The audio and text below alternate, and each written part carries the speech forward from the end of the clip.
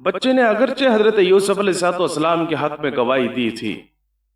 لیکن یہ واقعہ، یہ قصہ، یہ کہانی کریا کریا بستی بستی رعایا کے ہر فرد تک پہنچ چکی تھی۔ قرآن مجید فرقان حمید نے اس واقعے کی تصدیق کی،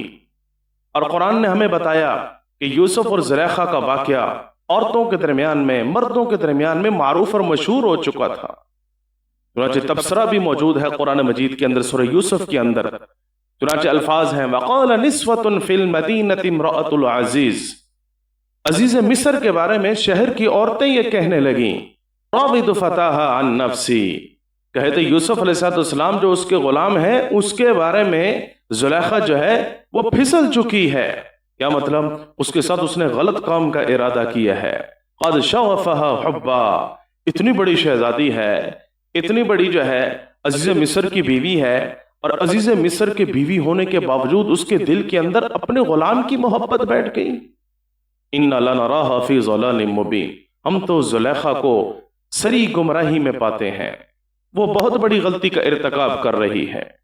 اور یہ تبصرہ جس وقت زلیخا تک پہنچا تو زلیخا نے اپنے آپ کو صاف کرنے کی کوشش کی اور اپنی پاکیزگی کو ظاہر کرنے کی کوشش کی، اور یہ بات ثابت کرنے کی کوشش کی کہ زلیخا کا قصور نہیں ہے بلکہ یوسف کا حسن ہی ایسا ہے۔ اللہ نے حضرت یوسف علیہ السلام کو جمال ہی ایسا عطا فرمایا ہے، اللہ نے حضرت یوسف علیہ السلام کو ایسے کمالات سے نوازا ہے، ایسے جمالات سے نوازا ہے، ایسے حسن صوت اور حسن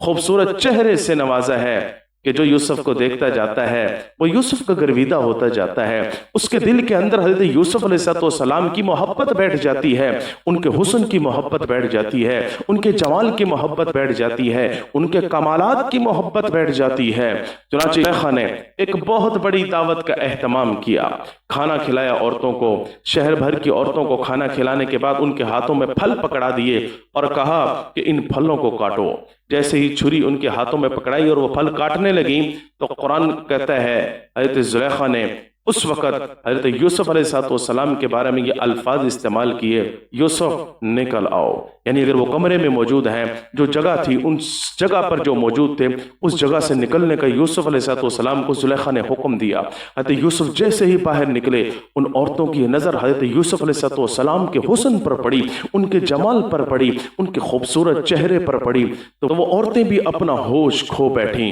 قرآن مجید فرقان حمید نے اس کے نقشے کو کھینچا ہے، اس واقعے کو ذکر کیا ہے، اس سین کی منظر کشی کی ہے۔ چنانچہ قرآن مجید نے کہا وَآتَتْ كُلَّ وَاحِدَةٍ مِّنْهُنَّ سِكِّينًا،